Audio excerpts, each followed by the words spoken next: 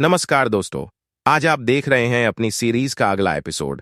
अगर आपने पहले एपिसोड्स नहीं देखे तो आप जरूर देखिए। चलिए शुरू करते हैं आज का एपिसोड। 4 सिर। मेरे पिता के 4 सिर हैं। नारद ने जब सुना कि उनका दिया शाप ब्रह्मा पर कितना भारी पड़ा तो वे उसे विष्णु को बताने वैकुंठ पहुंच गए। नारद की बात सुनकर विष्णु मुस्कुराए। यह सब माया है। माया क्या होती है? मुझे प्यास लगी है। नारद, मेरे लिए थोड़ा जल ले आओ, फिर मैं तुम्हें बताऊंगा, विष्णु ने उत्तर दिया। देवर्षि जल लेने नदी के पास गए तो स्तब्ध रह गए। उन्होंने नदी तट के पास एक युवती को खड़े देखा और उसे देखकर नारद की किसी और को देखने की इच्छा नहीं हुई। युवती इतनी अलौकिक थी कि नारद विष्णु और उनकी प्यास के बारे में भूल ही गए। नारद ने उस युवती से विवाह कर लिया और नदी के किनारे रेत पर ही घर बना लिया। अनेक वर्ष बीत गए। देवर्षि नारद पहले पिता बने और फिर दादा।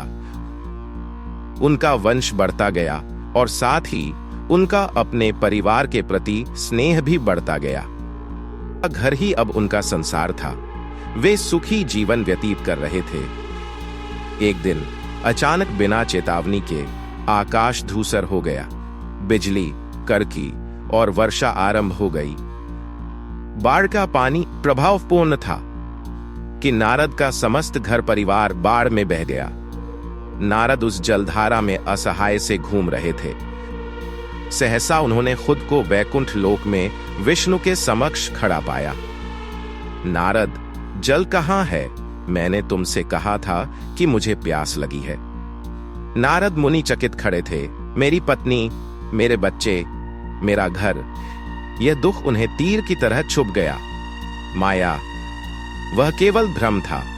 माया, देखा आपने? विष्णु ने मुस्कुराते हुए कहा, यह पीड़ा माया से उत्पन्न होती है। उस भौतिक संसार के प्रति आसक्ति से जो क्षण भंगुर है, यह उसी तरह की भौतिक आसक्ति है जिसे ब्रह्मदेव ने शतरूपा के साथ अनुभव किया। माया भ्रमित कर देती है। वह असीमित को भुलाकर हमसे सीमित का पीछा करवाती है। उसी के प्रभाव से हम भूल जाते हैं कि परब्रह्म ही एकमात्र वास्तविकता और सत्य है। शेष सब कुछ रेत है जो अंगुलियों के बीच से फिसल जाती है। माया से मुक्त होकर ही मोक्ष प्राप्त हो सकता है। विष्णु ने ब्रह्मांड को संपूर्ण होते देखा तो वे फिर मुस्कुराए। तैयार हो जाओ नारद, अभी बहुत सी माया के दर्शन होने शेष हैं। दूसरी ओर ब्रह्मा के 4 पुत्र अपने पिता के शिल्पी प्रशंसा करते ब्रह्मांड में घूम रहे थे। वे शिव के आगे नतमस्तक हुए। उन्होंने सप्तऋषियों से वार्ता की और प्रत्येक क्षेत्र में उपलब्ध ज्ञान को आत्मसात किया।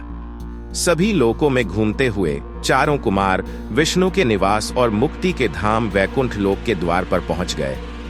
शह द्वार पार करने के बाद वे 7वें को पार करने ही वाले थे कि उन्हें 2 लोगों की आवाज सुनाई दी। रुको! 2 जोड़ी भुजाएं उनका मार्ग रोक रही थीं। 2 प्राणी उन्हें घूर रहे थे। हमें प्रवेश करने से रोकने वाले तुम कौन हो? ब्रह्मा के पुत्रों ने पूछा। हम वैकुंठ के द्वारपाल हैं। चतुर्षण ने उन्हें पार करने का प्रयास किया किंतु सफलता नहीं मिली। उनका मार्ग रोककर खड़े दोनों द्वारपाल इस बात से अनभिज्ञ थे कि उन प्रबुद्ध मुनि कुमारों को ब्रह्मा ने सदा बालवत रहने का आशीर्वाद दिया हुआ था। तुम वैकुंठ में यूं ही टहल नहीं सकते। यहां केवल कुछ विशेषाधिकार प्राप्त लोगों को ही प्रवेश की अनुमति है। तुम्हारे नाम क्या है? कुमारों ने पूछा। जय और विजय, दोनों में क्या अंतर है? दूसरों पर प्राप्त की गई जीत को विजय कहते हैं, परंतु स्वयं पर प्राप्त की गई जीत को जय कहते हैं। अपने मन और हृदय, विचार और कार्य पर प्राप्त जीत। विजय बाहरी है किंतु जय आंतरिक उपलब्धि है और यह सबसे कठिन है। जिन्होंने स्वयं को जीत लिया है, केवल वे ही वैकुंठ को प्राप्त कर सकते हैं। तुम चारों अभी बहुत छोटे हो और तुम्हें संसार का अनुभव नहीं है। तुम यहां प्रवेश नहीं कर सकते। हमारे शरीर अवश्य बालवत प्रतीत होते हैं, किंतु हम ब्रह्मा के मानस पुत्र हैं। हम चतुर्सन हैं जो सतत ज्ञान की खोज में भ्रमण करते हैं। श्रीहरि को सूचित कर दीजिए कि हम उनके दर्शन करके उन्हें प्रमाण करना चाहते हैं। परंतु जय और विजय ने उन पर विश्वास नहीं किया और यही कहा कि विष्णु आराम कर रहे थे, यहां से चले जाओ, वे तुमसे नहीं मिल सकते। उन्हें सब पता है, क्या तुम इतना भी नहीं जानते? तुम लड़कों ने उचित वस्त्र तक नहीं पहने हैं, भगवान तुमसे नहीं मिलेंगे, जाओ यहां से। कुमारों ने क्रोध में भौहें चढ़ा ली। परमात्मा के इतने निकट होकर भी तुम दोनों इतने अज्ञानी कैसे हो? भगवान अपने भक्तों को दर्शन देने से कभी मना नहीं करते, वे सदा उनके लिए उपलब्ध रहते हैं। तुम दोनों हमें भगवान से दूर कर रहे हो। तुम्हारे पद ने तुम्हें अहंकारी बना दिया है। वैकुंठ सामंजस्य का प्रतीक है, किंतु तुम दोनों इसमें कलह के स्वर बन गए हो। तुम अब यहाँ खड़े होने के भी योग्य नहीं रहे। तुमने हमारे तीर्थ स्थल के मार्ग में रुकावट पैदा करने का पाप किया है और तुम्हें इसका परिणाम भुगतना पड़ेगा। इसी के साथ 4 नन्ही हथेलियों ने जय और विजय पर जल छिड़क दिया। हम तुम दोनों को शाप देते हैं कि तुम अपना दिव्य रूप खोकर पृथ्वी पर नश्वर रूप में जन्म लोगे। तुमने हमें श्रीहरि से दूर किया है, इसलिए तुम्हें भी उनसे अलग होना पड़ेगा। मुनि कुमारों के जाते ही जय और विजय विष्णु के चरणों में गिर पड़े। भगवान विष्णु जानते थे कि जय और विजय से क्या भूल हुई थी। उन्होंने सिर हिला दिया। ब्रह्मा के मानस पुत्र ये मुनि कुमार शुद्ध आत्मा हैं, तुम्हें उनका अपमान नहीं करना चाहिए था। हमें बचाइए भगवान।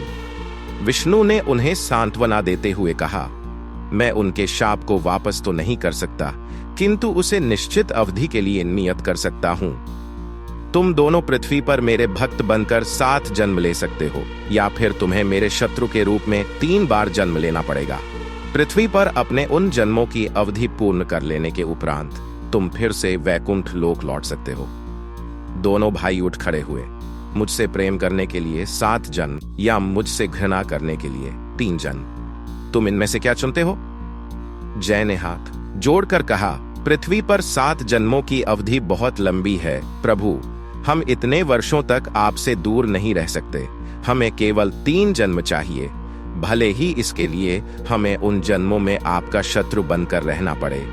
परंतु संसार तुम्हें धिक्कारेगा, सदैव तुम पर हंसेगा और तुम्हें जलाता रहेगा। विजय ने मुस्कुराते हुए उत्तर दिया, यदि हम किसी भी तरह आपके पास लौट सकते हैं तो संसार को हमसे घृणा कर लेने दीजिए, किंतु हम पर एक उपकार कर दीजिए। जय ने विनती की, जब भी हम आपके समक्ष शत्रु बनकर आए तो आपके द्वारा ही हमारा संहार हो। हमारा तीनों नश्वर जन्मों में आप अपने हाथों से हमारा उद्धार करें, जिससे हम फिर से वैकुंठ में प्रवेश कर सकें। विष्णु ने सिर हिलाया, वथास्तु, ऐसा ही होगा। दोनों भाइयों के जाते ही विष्णु ने उनके भविष्य पर दृष्टि डाली। उन्होंने पृथ्वी पर शत्रु रूप में जय और विजय के 3 जन्म देखे। सत्य युग में वे हिरण्याक्ष और हिरण्यकशिपु नामक भाइयों के रूप में जन्म लेंगे। त्रेता युग में वे रावण और कुंभकर्ण होंगे और द्वापर युग में वे शिशुपाल और दंतवक्र नाम के चचेरे भाइयों के रूप में जन्म लेंगे। प्रत्येक जन्म में उनका वध विष्णु के द्वारा ही होगा। विष्णु ने आंखें मूंद लीं। शरीर खोकर आत्मा को प्राप्त करने हेतु 3 जन्म, यह समझने के लिए कि जय विजय मात्र शब्द नहीं है, परिभाषित करने हेतु पद नहीं है, और न ही आडंबर के लिए नाम मात्र है। उन दोनों के 3 जन्म लेने थे, वे एक उद्देश्य की पूर्ति हेतु किए जाने वाला प्रयास थे। बाकी इसके आगे की गाथा अगले एपिसोड में। अगर आपने हमें सब्सक्राइब नहीं किया है तो हमें सब्सक्राइब जरूर कीजिए। जय श्री राम।